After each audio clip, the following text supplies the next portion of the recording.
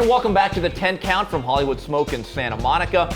Dave Smith, the sports guard, joins me along with Doug Fischer of Ring TV. Gentlemen, May 16th, from the Forum, I just love saying that, in Inglewood, California, Gennady Golovkin and Roman Gonzalez co-headline on HBO. Golovkin takes on Willie Monroe. Doug, how much of a fight is this? Because Willie Monroe's not exactly Willie Monroe Sr. Let's be honest about it. Yeah, it's a showcase. It's a showcase for two of the best unbeaten fighters who are in their athletic primes, who are on everybody's mythical pound-for-pound top 10 lists, Gennady Golovkin and Roman Gonzalez, the flyweight champ. They're in with respectable opponents. Gonzalez is fighting a former champ from Mexico named Edgar Sosa. Capable guy, but on the downside of his career. And Golovkin's fighting a young up-and-comer, somebody who's too mature and experienced to be considered a prospect, but not quite a top 10 contender, but a guy who is more than capable. He's a good athlete. He has a slick style. Good speed.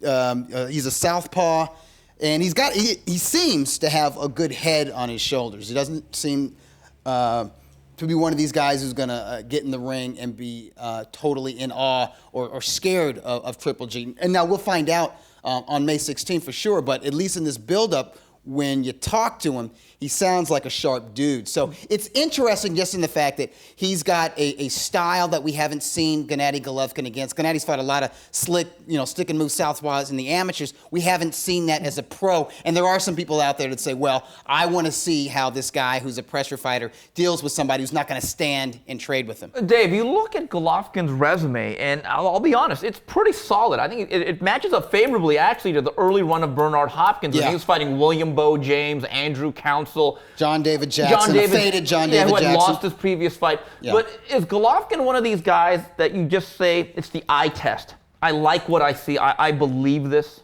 Absolutely, and he has crushing power in both hands. He's good at cutting the ring off. He's technically sound, but I like Willie Monroe a lot. I know you were talking about it, Doug. I like him. He's a slick southpaw. He can move. He's a very good boxer. I think he's going to give Golovkin some trouble. I think it's going to take him time to catch him, chop him down, cut the ring off. I think maybe about 10 rounds, 9-10 rounds, Golovkin will stop. But what I like most about Monroe, everybody's avoiding Golovkin. He not only took the fight, he lobbied Tom Loeffler. He wanted the fight. He wants to get him in the ring.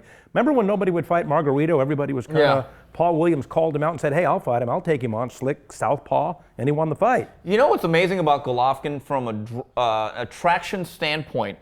In a 7-8 week period, Chavez, Andre Ward, and Golovkin will be fighting in the state of California, and I think there's a very good chance, by real tickets sold, not papering the arena, Golovkin may outdraw these guys by a significant amount. I think it points to the fact Tom Loeffler has been brilliant in guiding this career, Doug. Yeah, Tom Loeffler, the managing director of K2 Promotions, which promotes and represents Triple G here in the United States and abroad.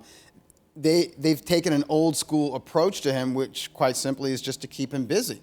When you and I first started covering boxing, boxing's biggest stars, guys like Oscar De La Hoya and James Toney and Sugar Shane Mosley, they were fighting 4 and 5 times a year. Maybe 3 of those fights were on HBO, and then the other 2 were on like basic cable if you were James Toney and Shane Mosley, who, by the way, was advised by Tom Loeffler back in the day. Sports. Yeah, absolutely.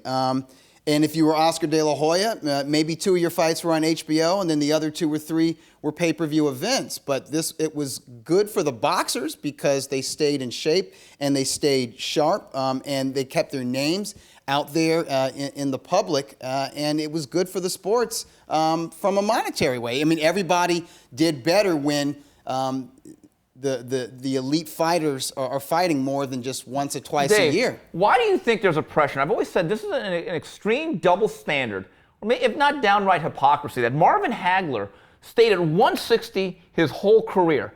There was never pressure on him to fight Michael Spinks at 175. Right. I'd read some old Ring magazine articles.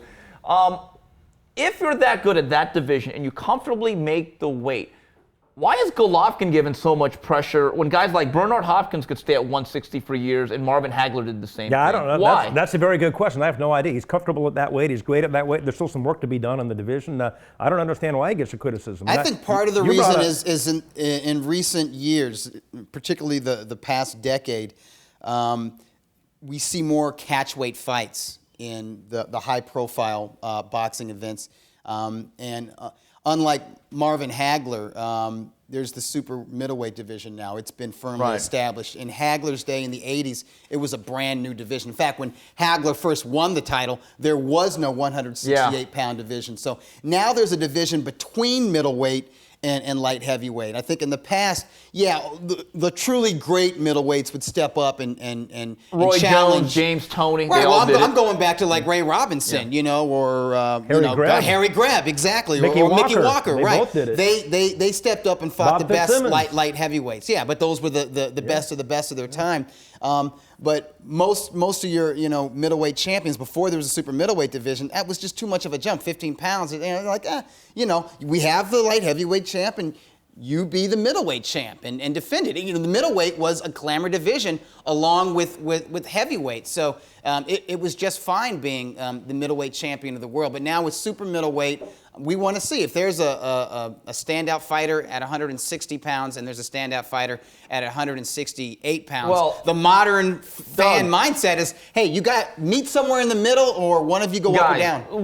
The ruler at 168, and I don't care if he hasn't fought since the lunar eclipse, is Andre Ward. Okay, and I know you guys stripped him per your rules. I still say he's the best. I don't, because you're following your rules, but he's the best super middleweight on the planet still. No question. But right now, 2 years ago, Andre Ward against Gennady Golovkin, Andre Ward's the A side. Yes. That has flipped completely. So if they started to actually negotiate the fight, Dave, couldn't you make an argument that right now it is Gennady Golovkin with the leverage and negotiation? Absolutely, and that's a tough sell right now, Ward and Golovkin too, I think. But where you brought up Tom Loeffler, where he's done an absolutely great job as marketing Golovkin to the Mexican, Hispanic, Latino community. Golovkin's learning how to speak Spanish right now. At the StubHub, at the StubHub Center, there were more Hispanic people cheering for him than there were Rubio. Yes. It was like he's become an honorary Mexican, like Manny Pacquiao. Remember when Manny Pacquiao fought Oscar De La Hoya? The vast majority of Mexican American people in LA wanted Pacquiao to win. They were cheering for him. That's marketing to that community is the way to go. Yeah, I just think it's interesting. Andre Ward's a talented, gifted guy, but he's on BET. I just don't see how right now you could say as an Andre Ward fan, well, that fight needs to be 50-50 and it should be at 68. He's lost his leverage, or at least some of his leverage, because he's lost his momentum. Yeah. What weight would that And the fight way be? it is in boxing and sports and all of entertainment is, if you're out of sight, you're Out of mind. Is The that a more catch you're in weight? the public eye and the more you're performing and you're wowing people, the stronger you are and the better your leverage is at the Is that a negotiating catch table. weight fight or a 68? It's not at 168. It's at 172. So yeah, it is a Ward- catch weight. Golovkin- It's a light. Golovkin It's Ward? basically Ward against Paul Smith. Ward against No, Paul I'm talking Smith. about Golovkin and Well, Ward. Is that a the other catch weight issue, though. fight? If Oh, Ward, would it be a? Is that a catch weight fight or is it a 68? that would have to be That negotiated. would have to be negotiated. Tom Loeffler's made it very clear. We're the A side. If Chad Dawson's made to go all the way down from 75 to 68, but again, just to wrap this up, if Andre Ward's next fight is at the Chavez weight of 172, that literally means that if Golovkin is weighing in about 158 for some of these fights, there are 14 pounds between these guys. So I don't even know if talk is even realistic as it relates to Gennady Golovkin and Andre Ward. But again, Gennady Golovkin takes on Willie Monroe May 16th on HBO from the Forum in Inglewood, California. On behalf of Dave Smith and Doug Fischer, this is Steve Kim saying this has been the 10 Count on UCN Live.